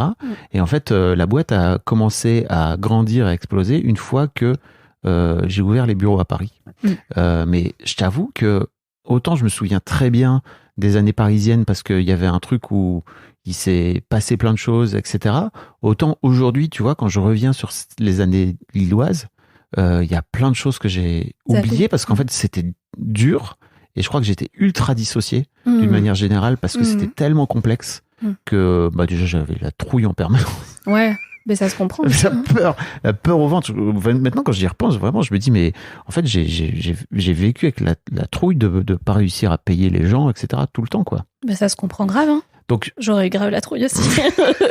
Ouais, mais enfin, c'est ouf, en fait, tu vois, avec le recul, à quel point je sais que j'ai fait, en fait, j'étais un peu comme un éléphant dans un magasin de porcelaine, quoi. Tu vois, j'étais genre un gros balourd et en fait, il y a plein de gens que j'ai dû cogner. Toi, t'étais une petite tasse fragile, tu vois. Un coup de cul et boum, tu vois. Je me rends bien compte. Mais je sais pas du tout de ce fait-là ce qui s'est passé, mais sans doute c'était pas malin, quoi. Ouais, bah non, c'était ça. C'était, il était question qu'on renouvelle mon contrat et il fallait juste se mettre d'accord sur le montant. Et en fait, toi, tu devais attendre des réponses de quelque chose, j'imagine. Enfin, c'est ce que tu m'avais dit. Et c'était pendant la période de l'été, à peu près. Et en gros, je sais pas, tu m'as pas répondu pendant plus de 2 mois. Et pendant l'été, quoi. Et en gros, on était en septembre. Et moi, bah, fallait que je sache, tu vois, si je devais chercher un petit boulot, si j'allais avoir assez. Vivant à Paris, fallait que je paye mon loyer et tout. Donc, en fait, je voulais... Bah, c'était toujours mon truc de sécurité. En fait, fallait que je sache combien j'allais avoir. Même si c'était plus, même si c'était moins, mais il fallait que je budgète mon appart, mon truc, enfin, tu vois. Et au final, ça s'est terminé un peu comme ça. T'as pas pu me répondre à temps. Et il y a eu tout un truc de tu veux gagner plus, machin. Et puis, je pense que j'avais comparé avec une autre meuf ce qu'elle gagnait plus que moi. Et tu m'avais dit, mais tu peux pas te comparer à une, je sais plus qui c'était, à une telle et tout. Et du coup, il y avait eu ce truc-là. Incroyable. Ouais. Moi, je suis désolé. Bah non, mais moi aussi. Parce que Bah en fait, je t'avoue que je sais plus. C'est dur de me souvenir de ce qui se passait, mais en fait la boîte était tellement tendue que je savais pas. Bah oui. C'était compliqué pour moi de me dire ok, bah je vais renouveler, j'imagine ton CDD ou de le transformer en CDI. Ouais. Et puis c'était spécial parce que j'avais peur du conflit en plus à l'époque. Ah oui. Je crois qu'en fait aujourd'hui j'ai un truc très clair qui serait bon alors voilà en fait voilà je sais pas du tout où j'en suis et en fait bah tu peux partir du principe que soit en fait t'attends le mois de septembre soit en fait si t'as pas envie d'attendre le mois de septembre bah en fait je te libère aujourd'hui mais c'est ok mais au moins t'es au courant quoi tu vois plutôt que de foutre les cartes sur les tables et de dire les cartes de foutre les cartes sur les tables et de dire voilà moi où j'en suis. Je crois qu'avant j'étais plutôt dans un truc de putain je sais pas du tout et en fait si je lui dis que non elle va me prendre pour un branle-couille alors qu'aujourd'hui j'ai plus aucun problème à dire je sais pas. Je sais pas et je suis désolé parce qu'en fait je sais même plus ce qui se passait mais sans doute bah à l'époque il y avait une régie extérieure en fait le chiffre d'affaires dépendait tellement pas de moi que c'était un bordel. C'est super compliqué. Oui. Ouais. Mais même à l'époque je m'en doutais aussi bien sûr que c'était pas juste toi Fabrice Florent qui allait décider de tout et qui voilà c'est clair. Mais j'aurais pu être plus clair et en fait je crois aussi que c'est un truc qu'on peut dire aux jeunes chefs d'entreprise d'une manière générale, et puis même aux gens qui payent des gens, en fait, même si c'est des freelances, etc. Je crois toujours que c'est cool de venir dire, bah, je sais pas. Et en fait, là, au moins, la personne, elle est au courant. Mais bien sûr. T'es pas au courant, et en fait, c'est pas très grave de pas savoir. Bah oui, c'est clair. Ça sert pour les cartes aussi. Bah, des fois, de dire, je sais pas. Ah oui. Quand tu tires des cartes, tu veux dire, parfois, tu dis, ouais. C'est ça. Ouais, ouais. Ça peut arriver. Que les cartes, elles racontent. Bah non, mais c'est vrai, on peut pas savoir toujours tout et c'est pas grave, quoi. Enfin, c'est humain, quoi, c'est normal. Mais du coup, voilà, ouais. Ok, donc tu t'es... Ouais, bah oui, écoute, navré. Bah non, t'inquiète. Mais du coup, voilà, tout ça expliquait aussi le fait que me mettre à mon compte, c'était pas mon rêve, toi. C'est incroyable. Ouais. Et donc, ça fait 3 ans ? Là, ça fait 3 ans. Donc, ça fait un petit moment que t'as plus le chômage, là ? Bah non, parce qu'en fait, il s'étale. En fait, vu que j'ai bien... C'est le nouveau système. Oui, bah c'est cool. Oui. Et en fait, comme j'ai malgré tout plutôt bien gagné depuis le début, bah en fait, ça s'étale sur le temps. Donc à chaque fois que tu gagnes de l'argent, ton chômage recule finalement, c'est ça ? Exactement. C'est-à-dire que ton chômage est prolongé. C'est pas ad vitam aeternam, je crois que la limite c'est 5 ans. Ok. Mais quand même, c'est très très chouette, quoi. Vive la France. Ouais. C'est-à-dire que là, par exemple, si un mois, je décide de pas bosser et de faire 0, j'ai un chômage sur mon mois full, tu vois. C'est incroyable. C'est trop génial. C'est vraiment une aide incroyable. Mais donc t'as toujours ton filet de sécurité qui est toujours là. J'ai toujours mon filet de sécurité qui est voilà. C'est vrai que des fois je réfléchis au moment où je l'aurai plus, puisque bien sûr ça arrivera. Mais non, franchement ça marche bien, donc je suis très contente. Bah bravo hein. Bah merci, c'est cool. Et qu'est-ce qu'il en dit ton père alors ? C'est une bonne question. Alors mon père, il reste un peu évasif sur le sujet. Alors déjà, en plus, t'as le fait d'être à ton compte qui est déjà un peu moyen, mais en plus sur un truc comme ça, quoi. Tu veux dire un peu ésotérique Bah genre, oui. Alors que le daron, je suis pas comptable à mon compte, tu vois. DRH, quoi. Ouais. C'est ça. C'est ça. Mais bon, après, mon frère, il est acteur, il y en a un qui... Ah oui, c'est que des saltimbanques. C'est des troubadours dans la famille. Ouais. Ok. Et on risquait vraiment aucun d'entre nous de mettre un tailleur ou un costard et d'aller au bureau le matin, quoi. C'était impossible. Ok. Donc, disons qu'il m'en parle pas trop. Il me fait pas chier avec ça du tout parce que il voit que ça marche. Donc, il dit bah c'est bien. Voilà. Sans plus. Ouais. Ok. Pas c'est génial, je suis fière de toi, ma fille. Non, mais après il l'est peut-être sans le dire. Qui sait. Mais qui sait. Moi je suis télépathe dans la tête de mon daron. Ouais. Mais ouais. Ok. Et t'as la sensation d'avoir réussi un peu à dépasser ce truc de ok, je suis obligé de travailler dur pour gagner de l'argent. T'as pas l'air. Ça c'est compliqué. Ok. Ouais, c'est compliqué. Mais c'est un chemin. Je pense que j'y arrive entre guillemets de mieux en mieux. Ça va aussi avec le fait de se pricer justement. Donc de fixer tes prix. Ouais, voilà. Ça a été dur ça ? C'est pas facile. Ouais, c'est pas très facile. T'augmentes un peu avec le temps, forcément. en fonction entre guillemets, ton expertise et puis de l'offre et de la demande un petit peu. Mais j'avoue que aujourd'hui, quand je mets des créneaux en ligne, ils sont pris dans la journée, quoi. Genre, j'ai un mois réservé en 24 heures. Oh, waouh! Ouais. T'es une star? Bah, un peu. Non, je rigole. Dit-elle. Non. Très modestement. Non, mais je sais C'est pas. cool, en tout cas. Bah, franchement, oui, c'est En termes de vraiment filet très de cool. sécurité, c'est pas mal. Oui, c'est vraiment très, très cool.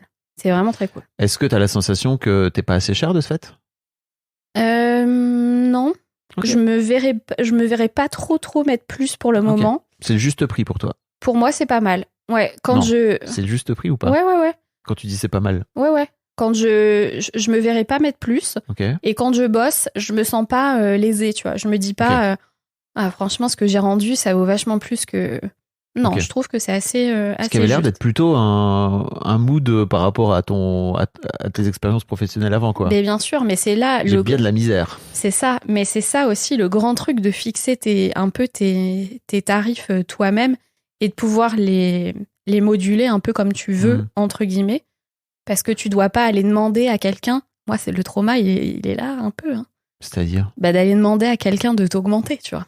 Ah oui, de t'augmenter. Bah oui, parce ouais. que pour le coup, tu fais payer quand même les gens, donc il y a quand même un truc où tu viens leur demander de l'argent, quoi. Oui, bien sûr, mais franchement, j'ai eu du bol, des fois j'ai même doublé mes prix à un moment, Ouais. mais j'ai jamais eu autant de réservations que depuis que j'ai doublé mes prix. Bien joué. Tu sais pourquoi? Ben, parce que tu t'affirmes un peu la valeur de ce que tu fais, quoi. Parce qu'en fait, les gens n'achètent que de la valeur perçue. C'est-à-dire qu'ils achètent la valeur qu'ils perçoivent. T'as doublé tes prix et ça t'a fait quoi quand t'as doublé tes prix et que t'as eu plein de réservations? Tu t'es dit, bah dis donc. Ouais, j'étais vraiment fière, quoi. Je me suis dit, c'est vraiment super cool. Ça veut dire que les gens qui viennent, ils ont vraiment envie de venir. Et il y a des gens qui reviennent aussi beaucoup, depuis 3 ans. Et ça, c'est trop bien. Ça fait vraiment kiffer. Ok. Ouais. Bah bravo, hein. Bah merci, c'est Trop chouette. Est-ce qu'il y a autre chose dont on n'a pas parlé? Bon, il y a plein de choses, mais je sais pas, je pense qu'on a dit pas mal de choses déjà. Il y a un truc sur lequel je sais pas...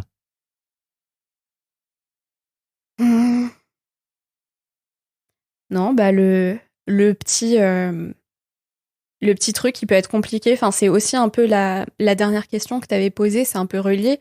C'est aussi tout le taf que tu fais un peu gratuitement, quoi, autour. C'est-à-dire? Ben, c'est-à-dire, par exemple, un peu ta com.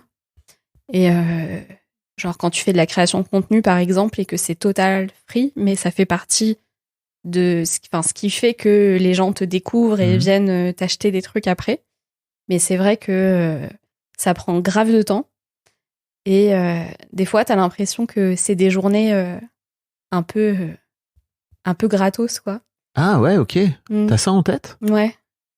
Ok, t'as en tête que, en fait, quand tu fais de la création de contenu, parce que j'imagine que c'est ça que tu fais, tu crées du contenu pour que les gens puissent te découvrir sur Internet, etc.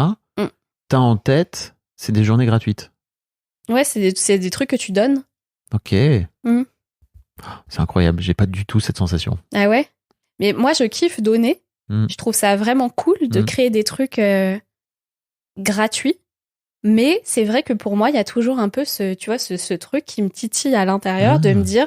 Enfin, j'y pense, je l'ai des fois en tête, quoi. Ok. Ben, en fait, quand tu produis des choses et que tu sais que ça vaut tant, genre par exemple, je sais pas, ce truc à 150 balles, ça me prend 3 heures. Ouais. Par jour, je peux en faire 3. Ouais.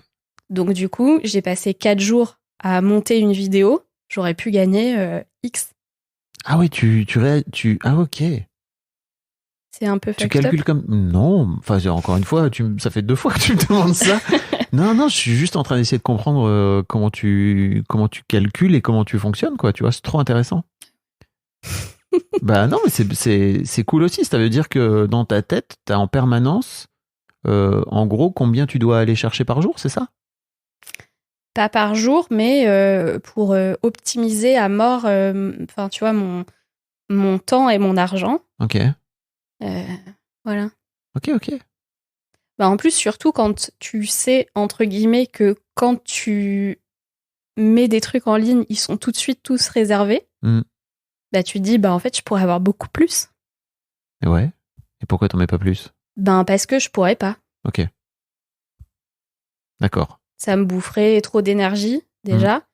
Et en Ou plus... tu pourrais doubler tes tarifs. Encore. moi, je trouverais que ça ferait trop et je serais pas cliente moi-même, je pense, Ok. de payer aussi Ouais. cher, tu vois, un truc. D'accord. Donc, mais ouais, C'est intéressant, hein. je sais pas. Mais c'est intéressant ce truc par rapport au fait que tu donnes gratuitement. Tu vois, moi j'ai tellement cette habitude de donner du contenu gratuit, tu vois, que c'est devenu basique pour moi et que le vrai truc compliqué, ça a été de demander de l'argent aux gens. D'ailleurs, j'en profite pour le dire. N'hésitez pas à donner de l'argent sur Patreon, à m'envoyer des sous si mon podcast vous aide. N'hésitez pas. N'hésitez pas. Mais c'est très drôle que t'aies. Enfin, tu vois, tu m'ouvres vraiment une porte que j'avais Ah pas ouais en tête. Ah, cool. Enfin, je sais pas si c'est cool. mais- Bah, si, c'est intéressant en fait que tu le vois comme ça. Ouais. Parce qu'en fait, pour moi, c'est tellement comment dire, la base de Oui. mon métier de Mm. créer du contenu et en fait de faire en sorte que les gens puissent y avoir accès gratos, que Mm. je le vois pas comme, ok, c'est de l'argent, c'est du travail gratuit, quoi. Mm. C'est trop intéressant. Mais moi, j'ai toujours eu des blogs depuis que je suis au collège, tu vois. Et donc, j'ai toujours aimé créer des trucs, prendre des photos, faire des vidéos, écrire des trucs. Mm. Enfin, d'ailleurs, chez Mademoiselle, j'ai écrit des articles et qui n'étaient pas payés. Enfin, j'étais pas payée pour ça. Mm. Et mais ça me faisait vraiment Mm. trop plaisir de créer des trucs. Sauf que ces 5 ans en start-up, ben, c'était mon taf, la création de contenu. Et en fait, quand tu t'es payé pour ça et qu'après, tu te mets à ton compte et que tu donnes énormément en création de contenu Ok. et que t'es plus payé pour ça, ça fait bizarre. Ah oui, mais tu pourrais te faire un auto-tricount alors finalement. Mais sur base de quoi? Bah, où tu t'auto-facturerais à toi le temps que tu passes à créer ton contenu C'est ça. sur ton activité de tarot. Ouais, c'est ça. Qu'est-ce qu'on en pense? Euh, Pour pouvoir tout aligner. ouais, un peu chelou quand même. Est-ce que c'est pas aussi chelou que de foutre les sardines de ton mec dans son tricount? Oh Je ne non. suis pas sûr. Non, mais en fait, pour moi, c'est un peu la même logique, tu vois. Ah ouais? Peut-être que les gens seront pas d'accord avec moi, mais moi, je vois ça un peu pareil. Ouais. Bah, Mhm. oui. Finalement, tu es une seule personne, tout comme tu peux voir le couple comme une entité aussi. C'est intéressant comme parallèle. I don't know. Les petits trucs problématiques qui se recoupent. Ouais, c'est clair, possible. Hein. Bon, en tout cas, je te souhaite bien du plaisir Bah, à travailler, n'est-ce pas? Bah. Pour aller contre le bien de la misère, tu vois, Ah oui, du ouais. papa. Ouais. Parce que j'ai l'impression que c'est ça aussi, c'est que tu as trouvé une forme de plaisir par rapport au travail Oui, c'est ça. Ouais. qui est pas forcément un truc qu'on t'a légué, quoi. Oui. Et c'est vrai que l'obsession, c'est vraiment et c'est pour ça que je fais tant, entre guillemets, de création de contenu, même si c'est pas payé, c'est parce que ça me fait plaisir. Et que j'ai besoin d'avoir un truc qui n'est pas du travail et de l'injecter dans mon planning. Trop bien. Ouais. Alors, ce qui est intéressant, c'est que tu le vois comme du plaisir, mais Ouais. tu es aussi capable de dire à côté, c'est du travail gratuit. Ouais. Bah, désolé, t'es pas au bon endroit. Tu vois, si tu le vois comme du travail gratuit, Ouais. tu peux aussi le voir comme, ok, ça c'est ma zone de plaisir. Ouais, mais c'est du travail qui fait plaisir. Bah oui, parce qu'en fait, le travail n'est pas obligé d'être de la De misère. la misère. Et ouais. Incroyable ou pas? Ah ouais, incroyable. C'est marrant parce que ma psy, quand j'ai créé Histoire de Daron, en fait, avant de créer Histoire de Daron, ma psy m'a dit, ok, t'es vraiment dans la merde là, j'étais dans le dur. En fait, elle m'a dit, t'as besoin d'aller remplir ton puits. Parce que, en fait, ton puits, il est à sec là. Tu vois, donc, qu'est-ce que tu viens mettre dans ton puits pour le remplir? Et tu vois, l'un des trucs que je trouvais cool, c'était de créer ce podcast, de reprendre un podcast tout seul, de trouver une vraie zone de plaisir dans laquelle j'avais plus de plaisir dans mon travail du tout à un moment. Ah ouais. Et en fait, je trouve ça intéressant comme c'est quoi en fait? Qu'est-ce que tu vas utiliser toi pour remplir ton puits? Bah là, typiquement, c'est de la création de contenu que tu fais en rapport avec ton job, en rapport avec ton activité en plus. Mais effectivement, oui, mais t'es pas obligé de le voir comme comme du travail gratuit, quoi. Ouais, c'est ça. Mais c'est un truc je pense, ces 5 années que je dois un peu dépoussiérer. Et du fait de tu te payeras ça avec l'argent de tes œufs, c'est un peu de genre cette expression. Bah ouais, mais en fait, tu vois, les œufs, ça doit te rapporter de l'argent en fait, et du coup, quand un truc est un peu un truc qui demande du temps et de l'effort, Bah forcément, tu dois avoir des œufs derrière, quoi. Incroyable. C'est un gros, enfin tu vois, c'est un truc qui est ancré depuis super longtemps, quoi. Mais bravo en tout cas, parce que j'ai l'impression que t'es sur le chemin, quoi. C'est trop bien. Bah j'essaye, ouais. Mm. Ouais, parce que sinon ça pourrit un peu la live quand même. Oui. Je suis à peu près sûr que ton père, sans j'ai bien de la misère, il aurait vécu plus sereinement, quoi. Ah oui, c'est sûr. Bah là, c'est sa dernière année de taf. Après, et il a très très hâte. Bah après, il va devoir... comment je fais pour me réinventer sans avoir de la misère tous les jours, quoi. Ouais. Le vide. Oh putain. Bah ouais, peut-être qu'il trouvera des moyens d'avoir du plaisir. C'est tout ce que je lui souhaite. Bah ouais, c'est clair. Et c'est tout ce que je te souhaite également. Bah merci beaucoup, Anne-Lucie. Je te souhaite aussi. Je mettrai un lien.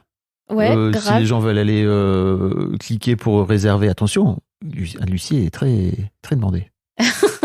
Non mais c'est vrai. Voilà, le tarot céleste, Instagram et YouTube. Je mettrai un lien. Yes. Merci beaucoup. Merci à toi, c'était trop cool. Un grand merci à vous d'avoir écouté jusqu'au bout. Pensez à rejoindre le serveur Discord pour venir commenter avec le reste de ma commu. Je vous trouverai tous les liens dans les notes de cet épisode. Et si mon travail vous plaît, je vous rappelle que vous pouvez m'offrir en échange un peu de sérénité en vous abonnant à mon Patreon ou en m'envoyant de l'argent en vous munissant de votre CB. Vous trouverez tous les liens dans les notes de cet épisode également. Bonne fin de journée et j'espère à très bientôt pour un nouvel épisode de podcast.